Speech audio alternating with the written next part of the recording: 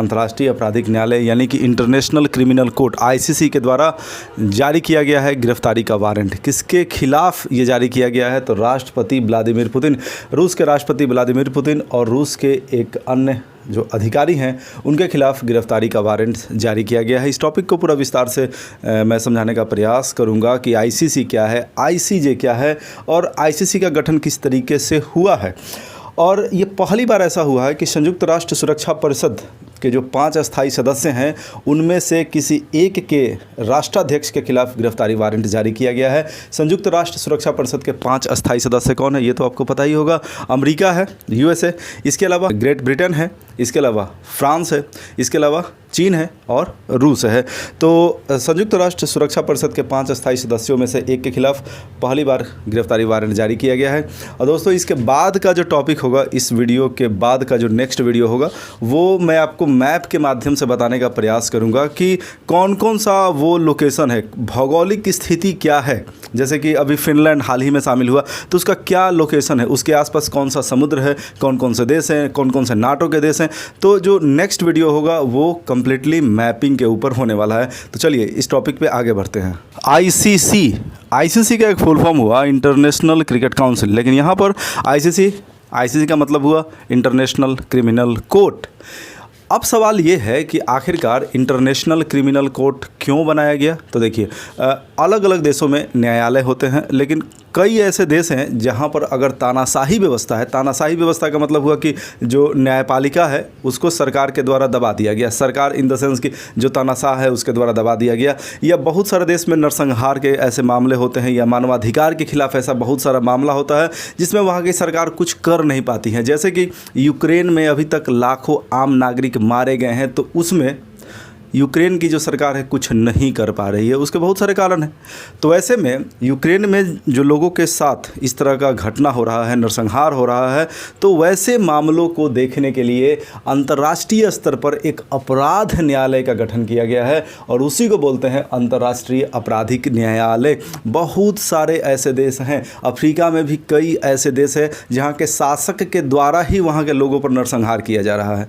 तो ऐसे मामलों को देखने के लिए अंतर्राष्ट्रीय आपराधिक न्यायालय है। इसके अलावा बहुत सारा और भी एग्जाम्पल है, जैसे सीरिया हो गया, इराक हो गया, वहाँ पर अमेरिका के द्वारा बहुत सारे वार क्राइम किए गए हैं। वार क्राइम यानी कि युद्ध अपराध, इसका मतलब हुआ युद्ध के दौरान जो अपराध किया गया है, मानवाधिकार का हनन हुआ है। वहाँ के जो आम आदमी हैं, जैसे कि सीरिया है, इराक के जो लोग हैं, उनके खिलाफ अमेरिकी सेना द्वारा काफ़ी अत्याचार हुआ है। तो ये जो मामला है, ऐसे मामलों को देखने के लिए है अंतर्राष्ट्रीय आपराधिक न्यायालय, यानी इंटरनेशनल स्तर पर यह काम करता है।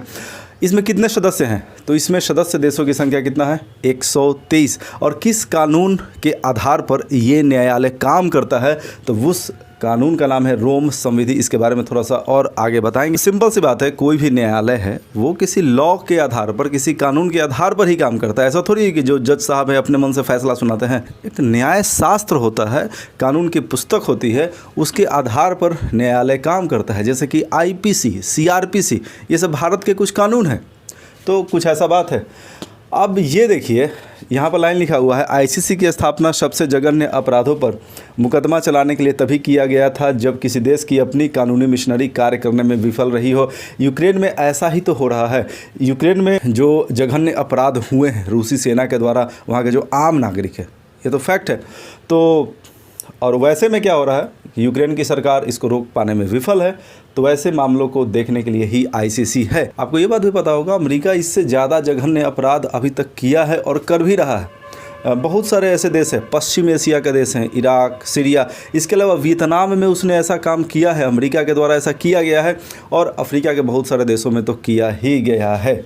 मैंने आपको वीडियो के स्टार्टिंग में ही बताया था कि आईसीसी और आईसीजे में मैं अंतर बताने का भी प्रयास करूंगा। आईसीसी यानी कि जो क्रिमिनल तरीके का मामला हो, जहां पर लोगों के अधिकारों का हनन हो रहा है, मानवाधिकार का हनन हो रहा है, लोगों के साथ शोषण हो रहा है, तो ऐसे मामलों के लिए है आईसीसी। ठीक है। लेकिन एक होता है आईसीजे। आईसीजे क्या होता है? आईसीजे यानी कि इंटरनेशनल कोर्ट ऑफ जस्टिस। दो देशों के बीच अगर कुछ विवाद है तो वैसे मामलों को सुलझाने के लिए अंतर्राष्ट्रीय न्यायालय होता है। लेकिन जो आईसीसी है या आईसीजे है, दोनों का जो फैसला है बाध्यकारी नहीं होता है। अब आप इसको ऐसे समझिए, आईसीसी के द्वारा जो गिरफ्तारी वारंट जारी किया गया है 123 देशों, चूँकि 123 देश इसके सदस्य हैं, तो 123 देशों को आईसीसी ने गिरफ्तारी वारंट का कॉपी भेज दिया है कि अगर आपके देश में व्लादिमीर पुतिन आते हैं तो आप उनको गिरफ्तार कर लेंगे। लेकिन उस देश के लिए इस बात को मानना ज़रूरी नहीं है। यानी कि आईसीसी का जो डिसीजन होता है, जैसे कि गिरफ्तारी वारंट का डिसीजन, वो उसके जो सदस्य देश हैं उसके ऊपर निर्भर करता है कि वो उस व्यक्ति को गिरफ्तार करेगा कि नहीं करेगा। दुनिया के किसी भी क्षेत्र में कुछ विवाद हो गया, 2 देशों के बीच, 3 देशों के बीच, समुद्र के इस्तेमाल को लेकर के कुछ विवाद है, तो ऐसे मामलों में डिसीजन देता है आईसीजे। हालांकि इसका डिसीजन मैंडेटरी नहीं है, बाध्यकारी नहीं है। आईसीजे संयुक्त राष्ट्र के 6 प्रमुख अंगों में से एक है। ये बहुत ही इंपॉर्टेंट लाइन है, आप लोग याद कर लेंगे। ICJ international court of justice, इसका भी मुख्यालय द हेग है। हेग कहाँ है? नीदरलैंड में है। तो ये संयुक्त राष्ट्र के 6 प्रमुख अंगों में से एक है। और इसका स्थापना कब हुआ था? इसका स्थापना हुआ था 1945 में, और राष्ट्रों के बीच विवाद को ये निपटाता है। तो आईसीसी क्या करता है? आईसीसी सामान्यतः व्यक्तिगत स्तर पे काम करता है, यानी कि किसी राष्ट्राध्यक्ष के द्वारा, अब जैसे पुतिन के द्वारा जो कुछ भी वार क्राइम का आरोप लगाया गया है उनके ऊपर, तो उस मामले को सुनने का जो अधिकार है वो आईसीसी के पास है। और जबकि आईसीजी का जो अधिकार क्षेत्र है वो बिल्कुल ही अलग है।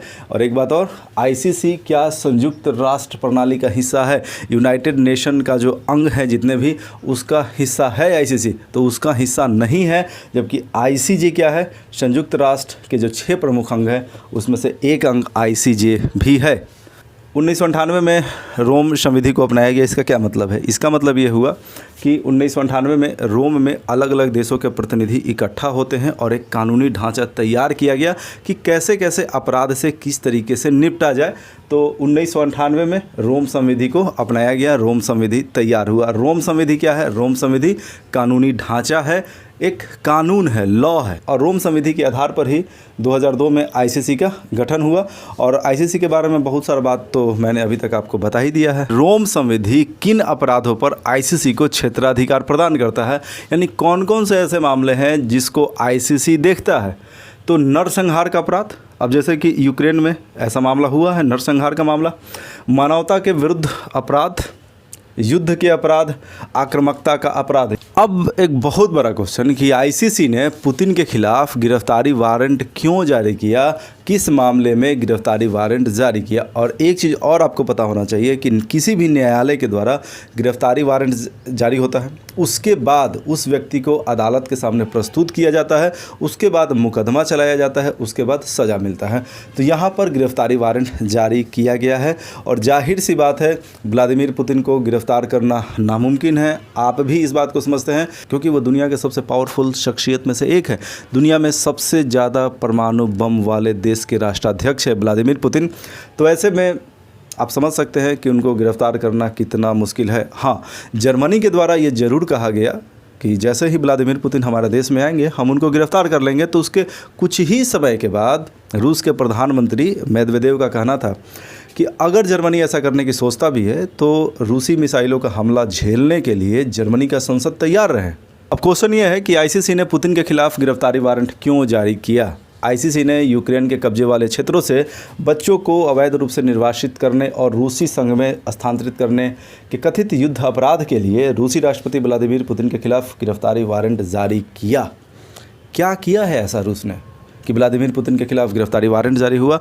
लगभग 16,000 बच्चों को किडनैप किया गया है। न्यूयॉर्क टाइम्स का ये खबर है, ये न्यूयॉर्क टाइम्स का खबर है। इसके अलावा अमेरिकी सरकार के तरफ से भी कुछ सबूत आईसीसी को दिया गया है कि ऐसा ऐसा हो रहा है।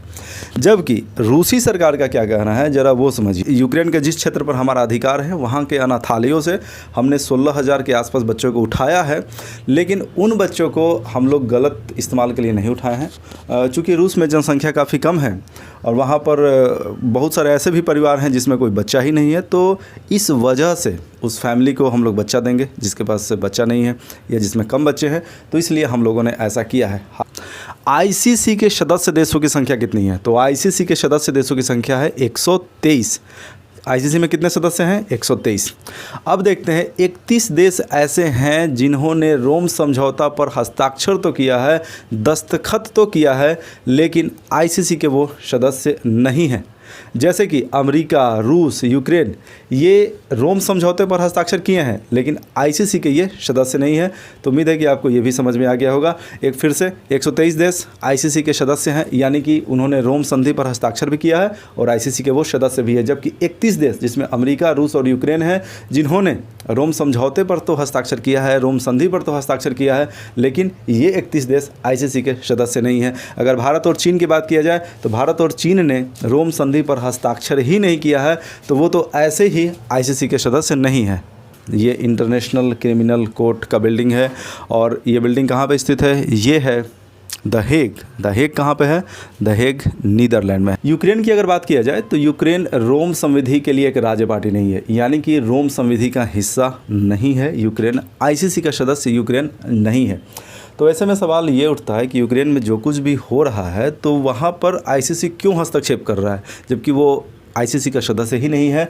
तो एक अनुच्छेद है 12 का 3, रोम संविधि का अनुच्छेद 12 के 3 ये कहता है कि यदि किसी देश को ये लगता है कि वहाँ जो कुछ भी हो रहा है उसको अंतर्राष्ट्रीय स्तर पर उठाया जाए तो वो देश आईसीसी को क्षेत्राधिकार प्रदान कर सकता है। यूक्रेन की सरकार ने कहा आईसीसी को अनुच्छेद 12 के 3, रोम संविधि का अनुच्छेद 12 के 3 के तहत कि आप मेरे देश में जो कुछ भी हो रहा है उस मामले को आप देखें। यहाँ पर दोस्तों ये लिखा हुआ है कि इंटरनेशनल क्रिमिनल कोर्ट अपराधियों की गिरफ्तारी के लिए सभी सदस्य देशों को वारंट भेजता है। मैंने थोड़ा देर पहले ही आपको बताया था कि जो गिरफ्तारी वारंट व्लादिमीर पुतिन के खिलाफ जारी हुआ है तो 123 देशों में उस वारंट का जो कॉपी है उसको भेज दिया गया है, लेकिन उस देश के लिए ऐसा करना बाध्यकारी नहीं है, क्योंकि जो भी देश है वो संप्रभु है। अपना विदेश नीति यानी कि विदेशों के साथ किस तरीके से संबंध रखना है, हर देश का ये अपना प्राइवेट मामला है, तो उस देश के लिए बाध्यकारी नहीं है कि वो पुतिन को गिरफ्तार करें ही। तो यहाँ पर ये बात लिखा हुआ है। दोस्तों आज के वीडियो का सबसे इम्पॉर्टेंट तथ्य, सबसे इम्पॉर्टेंट बात, क्या भारत आने पे व्लादिमीर पुतिन गिरफ्तार हो सकते हैं? अब चूंकि G20 का शिखर सम्मेलन बहुत जल्द होने वाला है भारत में, तो क्या उस शिखर सम्मेलन में आने पर भारत में गिरफ्तार हो जाएंगे व्लादिमीर पुतिन? तो जाहिर सी बात है व्लादिमीर पुतिन गिरफ्तार नहीं होंगे। तो वैसे में अब ये भी सवाल है कि क्यों नहीं होंगे? व्लादिमीर पुतिन भारत आने पर गिरफ्तार नहीं होंगे, जाहिर सी बात है। रूस हमारा एक पुख्ता मित्र है। 1971 में रूस की मदद से ही भारत ने पाकिस्तान को हराया था, ये तो जग जाहिर सी बात है। अब और कुछ तथ्यों को देखते हैं कि किस आधार पर भारत आने पे वो गिरफ्तार नहीं होंगे। तो भारत आईसीसी का सदस्य ही नहीं है, भारत रोम समझौते पर हस्ताक्षर ही नहीं किया है, तो जाहिर सी बात है आईसीसी का जो वारंट है वो भारत के लिए मान्य ही नहीं है। मैंने थोड़ा देर पहले ही आपको बताया कि जो आईसीसी है उसने गिरफ्तारी वारंट को 123 देशों में भेज दिया है, लेकिन भारत में नहीं भेजा है। क्यों? क्योंकि भारत आईसीसी का सदस्य ही नहीं। अगर भारत आईसीसी का सदस्य होता भी तो आईसीसी के आदेश को मानने के लिए बाध्य नहीं होता। थोड़ा देर पहले ही मैंने आपको बताया कि आईसीसी का जो आदेश होता है, चाहे वो गिरफ्तारी वारंट को लेकर के हो या मुकदमा को लेकर के हो, वो बाध्यकारी नहीं है, वो उस देश पर निर्भर करता है, वो उस देश पर डिपेंड करता है। तो ये जो बिल्डिंग आपको दिख रहा है ये है इंटरनेशनल क्रिमिनल कोर्ट का डिटेंशन सेंटर, यानी आईसीसी ने एक ख्वाब पाल लिया है कि यहाँ पर वो रखेंगे व्लादिमीर पुतिन को। तो आप कमेंट करके ज़रूर जवाब देने का प्रयास करेंगे कि क्या ऐसा संभव है कि व्लादिमीर पुतिन को इस डिटेंशन सेंटर में रखा जाए, यानी एक तरह का ये जेल हो गया, आईसीसी का ये जेल है। तो क्या ये पॉसिबल है? और इसको पॉसिबल करने का क्या तरीका हो सकता है, ज़रा उसको समझिए। मान लिया कि पुतिन गए जर्मनी में, पुतिन को वहाँ गिरफ़्तार किया गया वहाँ की जर्मनी की सरकार के द्वारा, फिर उनको पुतिन को पकड़ कर ले जाया गया द हेग, जहाँ पर आईसीसी का मुख्यालय है, वहाँ पर मुकदमा चला, फिर उसके बाद उनको पनिशमेंट हुआ और उसके बाद उनको इस डिटेंशन सेंटर में रखा गया। क्या ये ऐसा पॉसिबल है जो आईसीसी सोचता है? तो बिल्कुल ही ऐसा संभव नहीं है। अब जर्मनी ने जैसे ही ये बयान दिया था तो रूस के प्रधानमंत्री की तरफ से भी बयान आया था कि अगर जर्मनी या कोई भी देश ऐसा सोचता है तो रूसी मिसाइल हमलों में समय नहीं लगेगा, रूस तुरंत ही उस देश पर मिसाइल हमला कर देगा, उस देश के संसद भवन पे या राष्ट्रपति का जो ऑफिस है या प्रधानमंत्री का ऑफिस है। तो ऐसे में आप भी समझ सकते हैं कि ऐसा कुछ होने वाला तो बिल्कुल ही नहीं है। चलिए दोस्तों अब क्वेश्चन की शुरुआत करते हैं और क्वेश्चन आपसे पूछते हैं। तो जो पहला क्वेश्चन है, पुतिन की गिरफ्तारी का वारंट किसने जारी किया? क्या होगा इसका सही आंसर? ऑप्शन आपके सामने है, तो इसका सही आंसर होगा आईसीसी। क्वेश्चन नंबर 2, क्या भारत अंतर्राष्ट्रीय अपराध न्यायालय का सदस्य है? क्या भारत इंटरनेशनल क्रिमिनल कोर्ट का सदस्य है, मेंबर है? यस और नो? तो इसका सही आंसर होगा नहीं, भारत इसका सदस्य नहीं है। रूस व यूक्रेन आईसीसी के सदस्य है या नहीं? रूस व यूक्रेन आईसीसी का सदस्य है या नहीं? तो इसका आंसर होगा नहीं है सदस्य। संयुक्त राष्ट्र सुरक्षा परिषद के अस्थायी सदस्य कितने हैं? 3, 4, 5, 6। क्या होगा सही आंसर? इसका सही आंसर होगा 5। आईसीसी ने व्लादिमीर पुतिन के खिलाफ गिरफ्तारी का वारंट क्यों जारी किया? क्या होगा इसका सही उत्तर? तो इसका सही उत्तर होगा ए, यानी कि यूक्रेन से बच्चों को अवैध रूप से निर्वासित करना। क्वेश्चन नंबर 6, रोम संविधि को कब अपनाया गया था? 1998, 1997, 2000 या 2002? तो इसका सही आंसर होगा 1998। आईसीसी में कितने सदस्य देश हैं? 122, 123, 124, 125? तो इसका सही आंसर होगा 123। अब है क्वेश्चन नंबर 8, आईसीसी का स्थापना कब हुआ? क्या होगा सही आंसर? तो इसका सही आंसर होगा वर्ष 2002। आईसीसी का मुख्यालय कहाँ है? आईसीसी इंटरनेशनल क्रिमिनल कोर्ट का मुख्यालय कहाँ है? तो इसका सही आंसर होगा द हेग। संयुक्त राष्ट्र के प्रमुख अंग कितने हैं? 3, 4, 5 या 6? तो इसका सही आंसर होगा संयुक्त राष्ट्र के प्रमुख अंगों की संख्या है 6। अंतर्राष्ट्रीय या अंतर्देशीय विवाद निपटान का मुख्य संस्था कौन है? आईसीसी, आईसीजे, यूएन या डब्ल्यूएचओ? यानी दो देशों के बीच अगर कुछ विवाद होता है तो वहाँ पर जुडिशरी का भूमिका, न्यायालय का भूमिका कौन सा संस्था निभाता है? तो इसका आंसर होगा आईसीजे, यानी ऑप्शन नंबर बी। मारियोपोल शहर किस देश में स्थित है? क्या होगा सही आंसर? तो इसका आंसर होगा यूक्रेन। यूक्रेन का वो क्षेत्र जो अभी रूस के अधिकार में है। क्वेश्चन नंबर 13, ऐसे देशों की संख्या कितनी है जिन्होंने रोम समझौता पर दस्तखत तो किया है लेकिन आईसीसी के वे सदस्य नहीं हैं? तो इसका सही आंसर होगा 31। क्वेश्चन नंबर 14, पुतिन के खिलाफ जांच के प्रोसिक्यूटर कौन थे? यानी जांच अधिकारी, उस पूरे मामले का जांच पड़ताल करना कि वाकई रूस के द्वारा ऐसा किया गया है कि नहीं, वाकई रूस के द्वारा अवैध रूप से बच्चों को यूक्रेन से रूस निर्वासित किया गया है कि नहीं। तो इस मामले के जांच अधिकारी कौन थे? तो इसका सही आंसर होगा Karim Ahmad Khan. Question number 15, ICC का गिरफ्तारी वारंट सदस्य देशों के लिए क्या बाध्यकारी होता है? यस और नो? तो इसका सही आंसर होगा नो, बाध्यकारी नहीं होता है। तो दोस्तों इस तरीके से पूरा का पूरा ये जो डिस्कशन है वो कंप्लीट हुआ और साथ ही साथ 15 ऑब्जेक्टिव क्वेश्चन भी मैंने प्रैक्टिस करा दिया। तो अगर आपको आज का ये वीडियो अच्छा लगा तो प्लीज़ अपने दोस्तों के बीच शेयर करें और चैनल पे अगर आप नए हैं तो सब्सक्राइब करें। Thank you. जय हिंद, वंदे मातरम।